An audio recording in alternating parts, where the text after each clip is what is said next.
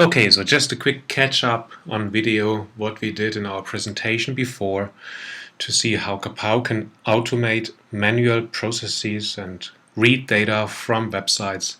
So in our case, it's the European Patent Office. That's their website from which we can follow the link European Patent Register, and from there going to the actual database.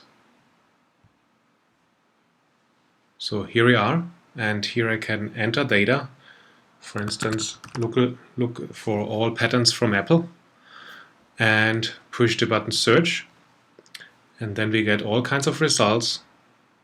We also get a list of result pages that we might want to click through, and for each result we can actually click into the details to see all the detailed information. And then some of those attributes might be the ones that we are interested in and that we want to extract as part of the Kapow workflow. So let's see how we can automate that. What we have here is the Kapow Design Studio. This is the development environment for Kapow robots. And from this Design Studio, you can build the actual robots and you can define your data model. So in our case here, we have a data model called patent that I defined to contain an ID, the title and the status for the patent, the people that were applying for it, the filing date, classification, and a screenshot of the whole information just in case, so we have this as an image as well.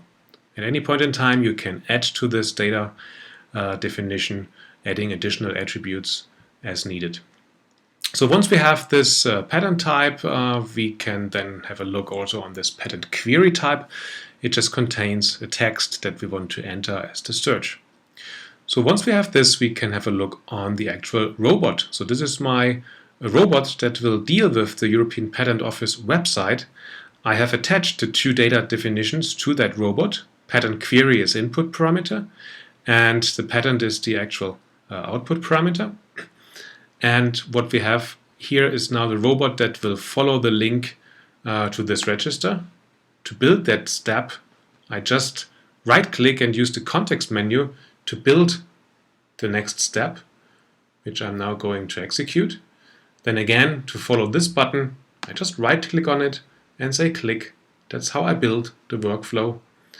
To then land on the input field, again, if I build that robot, I right-click and say this shall be text that comes from my input variable patentquery.text.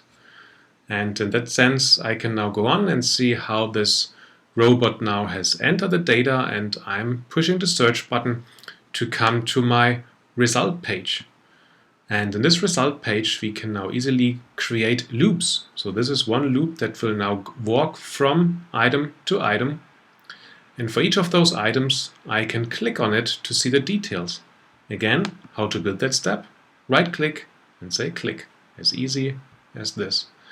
So I click, I get to the details, and now in the remaining part of the robot, what I do is to just define the steps or the area in the result page that is now to be extracted. For instance, this shall be containing the ID. I'm extracting this first part of it.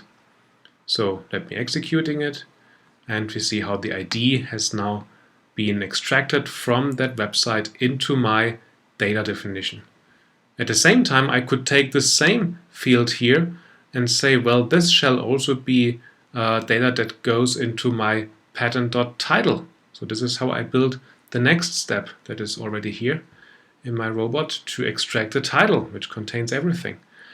And then we go with the status, and you get the idea. It's never ever more than right-clicking, saying extract, and storing the information in the right field.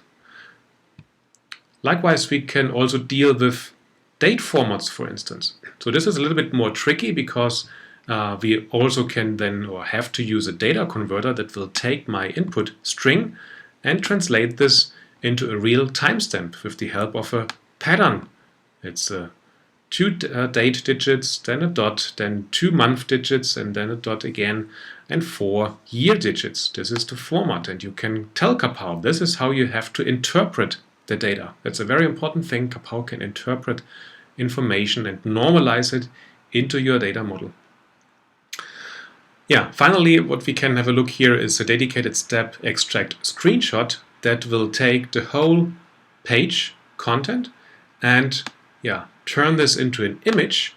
So this is now basically a PNG file that contains everything as an image just for reference, and you can store this as well. And this is just a few steps and a number of steps that can deal with sessions, with different browser windows, with calling web services, dealing with the database, so to persist data, of course to extract information, extracting also from Excel files or from PDF files, creating screenshots, what we have seen, dealing with the file system to save and read files. So there's a whole bunch of steps that you can use to build your workflow.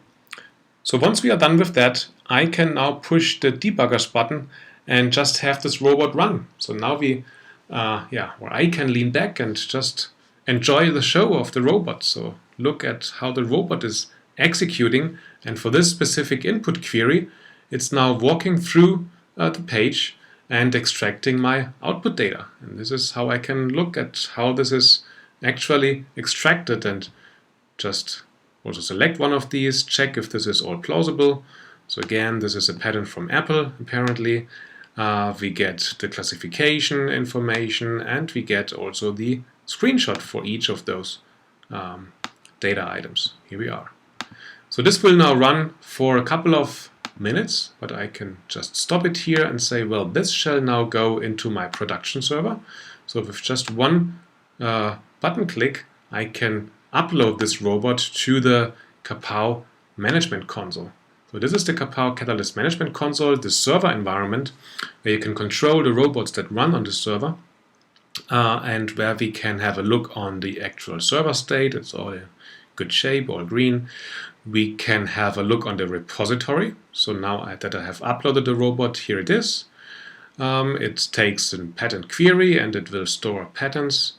And from this view, I could now call this as a REST service, or I can also create a schedule. So to say, well, this robot now shall run each and every, I don't know, maybe every 2 days or so.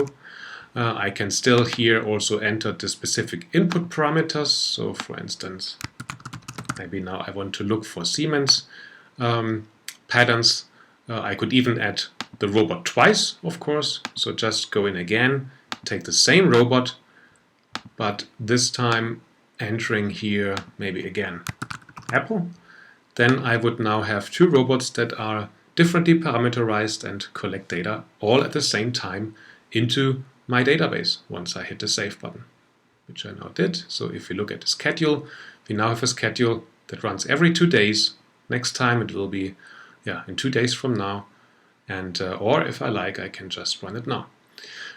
Just to wrap up, have a look on the data that was extracted. So this is the attached database that I was populating with information. You see the last step here was store in database, and this is my database.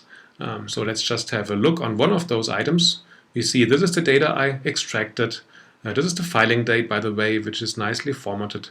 And we even have some meta information, first and last extracted date, that gives me a hint of the life cycle of information.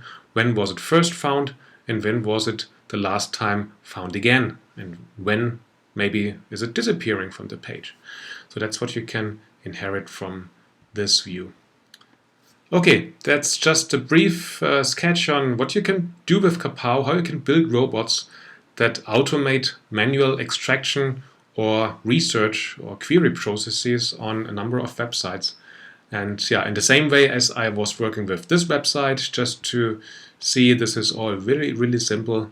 This is one of the other links, the Office for Harmonization of the Internal Market, where I can again enter data. So for instance, entering Kofax, pushing the search button, right click, say click, and then basically go through the result list here. So we have Word information, and we even have image information. So this is the Kofax image. So I could then also say I want to extract the image into, I have just this one binary attribute. Let me just use that. then if we have a look, we see this is my Kofax image that I have extracted. Very easy, very simple, and yeah, I hope you enjoyed the show. Thanks very much for listening and watching. Bye bye.